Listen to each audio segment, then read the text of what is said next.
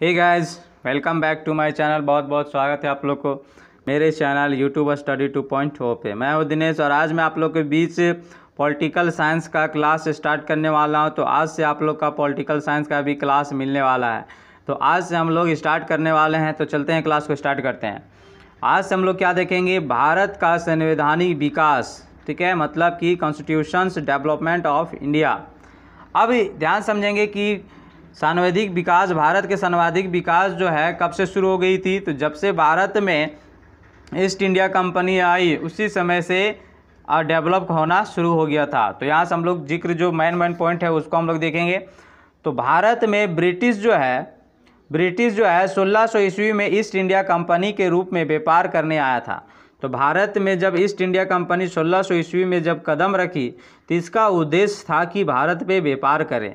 और इस व्यापार करने की जो अनुमति जो प्रदान था, क्या था, महारानी एलिजाबेथ प्रथम के चार्टर द्वारा उन्हें भारत पर व्यापार करने के विस्तृत मतलब चैनल मतलब कि फैलाना, अपने व्यापार को फैलाने का अधिकार प्राप्त था।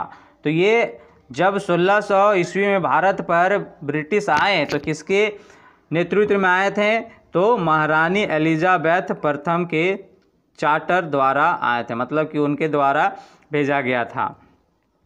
अब क्या है कि अब ध्यान से समझेंगे कि यह हम लोग को, ये तो हम लोग सिर्फ मेन पॉइंट याद रखेंगे कि ब्रिटिश शासक कब आए थे, मतलब कि ब्रिटिश भारत में व्यापार करने कब आए थे, तो 1600 ईस्वी में आए थे। उसका उद्देश्य उस समय सिर्फ व्यापार करना था। अब क्या है कि 1757 ईस्वी की प्लासी की लड़ाई और 1764 ईस्वी के बक्सर के युद्ध के बाद और इस युद्ध को अंग्रेज़ों द्वारा जीत लिया जाने के बाद जो है बंगाल, बिहार और उड़ीसा के दीवानी का अधिकार प्राप्त कर लिया। दीवानी करने का मतलब कि राजस्व एवं दीवानी न्याय। राजस्व मतलब कि आय मतलब पैसा वगैरह की जो भी आय होगा अब उन्हीं लोग अधिकार कर लिए, ठीक है। उसके बाद दीवानी मतलब कि कानून वगैरह बनाना, अब न्याय वगैरह जो दियाएगा अब वही लोग करेंगे। तो ये दो युद्ध के बाद जो थे 3 जगह पे उन लोग क्या किए थे कि अधिकार कर लिए थे। कहाँ पर ही, बंगाल, बिहार और उड़ीसा पर ही, ठीक है। इन कंपनी यानी कि ईस्ट इंडिया कंपनी यहाँ पर ही क्या किया, न्यू रख दिया, ठीक है, मतलब अब अधिकार कर लिया। अब यहाँ पर ही इन्हीं का शासक चलेगा, बंगाल, बिहार और उड़ीसा पर। अब क्या किया कि इस तरह भारत में क्षेत्रीय शक्ति बनाने का प्रक्रिया शुरू कर दिया। अब वो क्षेत्र मतलब बाहरी कंपनी नहीं है, अपना कंपनी मतलब कि देश का ही कंपनी है, ऐसा बनाना उन लोग प्रक्रिया शुरू कर दिया था। अब क्या किया, अब अब ये क्या किया था कि बिहार, उड़ीसा और बंगाल में इसका शासक बहुत तेज़ी से चलने लगा। अब ये जो है बड़ा रूप में व्यापार होने लगा। तो यही व्यापार को चलाने के लिए, अब ये बड़ा रूप में व्यापार हो गया, तो इस रूप को चलाने के लिए, ईस्ट इंडिया कंपनी को सही रूप से चलाने के लिए अंग्रेज़ों द्वारा जो है चलाए गए नियम कानून को ही हम लोग यहाँ पर ही पढ़ेंगे कि कब समय पर क्या किया गया कि उन लोग द्वारा एक्ट लागू किया गया, अधिनियम लागू किया गया इस व्यापार को चलाने के लिए। तो सबसे पहले 1773 ईस्वी का, जिसका नाम दिया गया है रेगुलेटिंग एक्ट। अब रेगुलेटिंग एक्ट में क्या क्या अधिनियम लाया गया, तो इस अधिनियम का अत्यधिक संवैधानिक महत्व है। कहने का अर्थ है कि इस 1773 का रेगुलेटिंग एक्ट किसके द्वारा चलाया गया था, तो अंग्रेज़ों द्वारा चलाया गया था। क्यों चलाया गया था, क्योंकि ईस्ट इंडिया कंपनी अब विस्तार रूप से फैलने लगा था। अब इसको चलाने के लिए कुछ नियम कानून चाहिए था।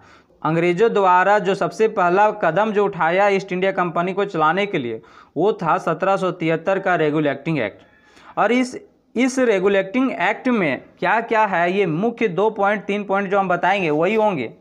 तो क्या बोल रखा है कि इस एक्ट के द्वारा क्या किया गया कि भारत में ईस्ट इंडिया कंपनी के कार्यों को नियमित और नियंत्रित करने के दिशा में ब्रिटिश द्वारा उठाया गया ये पहला कदम था।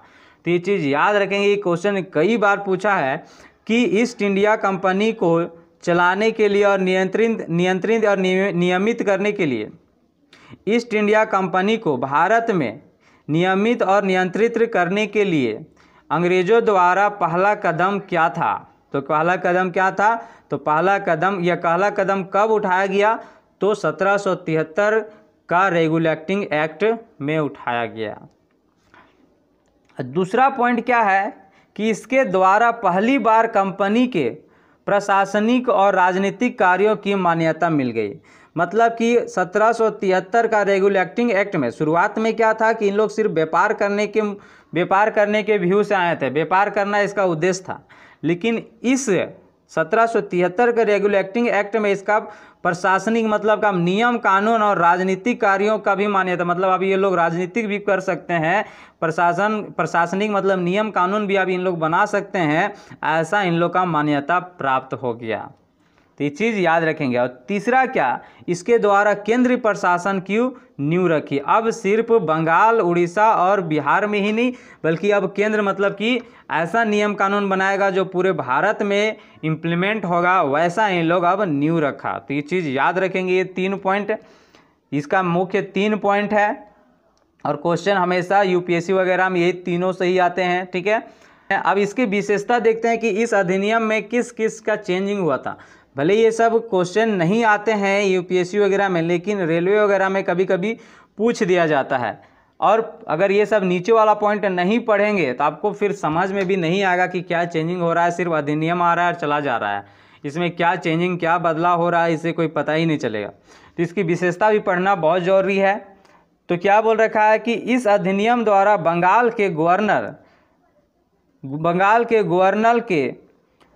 का गवर्नर जनरल पद का नाम दिया गया। मतलब कि एक पद था जिसका गवर्नर नाम था, बंगाल के गवर्नर मतलब गवर्नर था, उस गवर्नर का नाम चेंज कर गवर्नर जनरल पद रख दिया गया था। एक गवर्नर क्या था? गवर्नर एक पद था जो अभी राष्ट्रपति के रूप में है इंडिया में।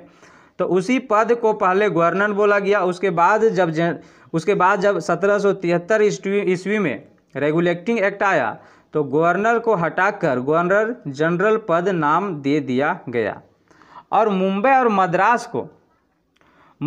मद्रास के गवर्नर को इसके अधीन कर दिया गया। कहने का मतलब है कि अब मद्रास और मुंबई का भी जो गवर्नर होंगे, ठीक है, इन्हीं के अधीन में होंगे। मतलब कि ये बंगाल के गवर्नर जनरल जो बोलेगा वही इन लोग भी करेगा। और अगर इन लोग कोई नियम कानून बनाएगा तो सबसे पहले ये ऊपर वाला जो गवर्नर जनरल होगा बंगाल का, उससे इजाज़त लेना पड़ेगा। तो अधीन मतलब उसके अंडर में आ गए थे। और इस तरह से क्या था कि बंगाल के प्रथम governor general Lord Warring Hasting थे। तो ये याद रखेंगे कि बंगाल के प्रथम गवर्नर जनरल कौन बने थे? तो लॉर्ड वारिंग हेस्टिंग थे। और इस एक्ट के अंतर्गत 4 सदस्यीय कार्य परिषद समिति का गठन किया गया। और ये गठन जो था वो किसके लिए था? तो गवर्नर जनरल के लिए था कि गवर्नर जनरल को वो सहायता करे, मदद करे। लॉर्ड वारिंग हेस्टिंग एक ऐसा प्रथम गवर्नर जनरल था जिसके 4 सदस्य अलग से उसके मदद करने के लिए बनाया गया था। तो ये चीज़ याद रखेंगे। दूसरा पॉइंट कि इसमें था। तीसरा पॉइंट देखें, तीसरा पॉइंट में क्या हुआ था? तो इस अधिनियम के अंतर्गत कलकत्ता में इस अधिनियम के अंतर्गत कलकत्ता में एक न्यायालय मतलब कि सुप्रीम कोर्ट बनाया गया। कब बनाया गया था? 1774 ईस्वी में। एक उच्चतम न्यायालय मतलब कि सुप्रीम कोर्ट की स्थापना की गई और जिसकी मुख्य न्यायाधीश जज और अन्य 3 थे। मतलब कि टोटल 4 न्यायाधीश थे, मतलब 4 जज थे। ठीक है, एक मुख्य था और 3 अन्य थे कि अगर वो मुख्य नहीं रहेगा तो ये तीनों उसके जगह पे काम कर सकते हैं। तो पहला जो था प्रथम जज था उसका नाम क्या था? Sir Elijah Impey. ठीक है, ध्यान देखेंगे, प्रथम न्यायाधीश का नाम क्या था? Sir Elijah Impey. और 3 अन्य थे जिसका पहला क्या था? चेम्बर्स, लिमिस्टर्स और हाइड। ये तीनों थे जो अन्य थे। ठीक है, तो 4 न्यायाधीश बनाया गया था। पहला क्या था? प्रथम जो था एक मुख्य और उसके अन्य 3 थे। अब इसके तहत कंपनी के कर्मचारियों के निजी व्यापार, मतलब कि पहले निजी मतलब कि प्राइवेट बिजनेस। देखो कोई भी सब्जेक्ट, जैसे कि आज पॉलिटेक्निक हम लोग स्टार्ट किए हैं, पॉलिटिकल साइंस, तो हर लैंग्वेज में हर सब्जेक्ट में कुछ ना कुछ ऐसे वर्ड आएंगे जो आपको समझ में नहीं आएगा। और समझ में नहीं आएगा तो इसीलिए हम लोग ब्रैकेट में उसका अच्छी तरह से ब्रैकेट में हम लिख दिए ताकि आप लोग को बहुत अच्छा से समझ में आए। तो इसके तहत जो है, इस अधिनियम के तहत कंपनी के कर्मचारियों को निजी व्यापार मतलब कि प्राइवेट बिजनेस करने और भारतीय लोगों से उपहार व रिश्वत लेना प्रतिबंध कर दिया गया। मतलब कि पहले ईस्ट इंडिया कंपनी द्वारा जो लोग आए थे वो भारत के लोगों से क्या किया था, करते थे कि उपहार लेते थे, रिश्वत लेते थे, और उन लोग क्या करता था कि उस कंपनी का बिजनेस छोड़कर अपना प्राइवेट बिजनेस करना शुरू कर दिया था। तो इस एक्ट के द्वारा क्या किया गया कि उस प्राइवेट बिजनेस को रोक लगा दी कि अब कोई प्राइवेट बिजनेस नहीं, सिर्फ कंपनी का बिजनेस होना चाहिए और भारतीय लोगों से कोई रिश्वत नहीं लेगा, ऐसा प्रतिबंध लगा दिया गया।